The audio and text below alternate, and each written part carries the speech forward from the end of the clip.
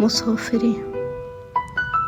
هر کس یک روزی یک جایی از زندگی یک کسی میرن و مسافر میشن. بعضا میرن ما دوباره برمیگردن، بعضا میرن دیگر بر نمیگردن. فقط چیزی که از اونا باقی میمونه فقط یک خاطر است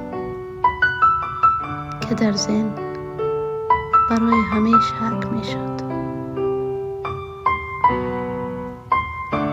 در این زندگی همه ما مسافر هستیم، فقط مقصدهای ما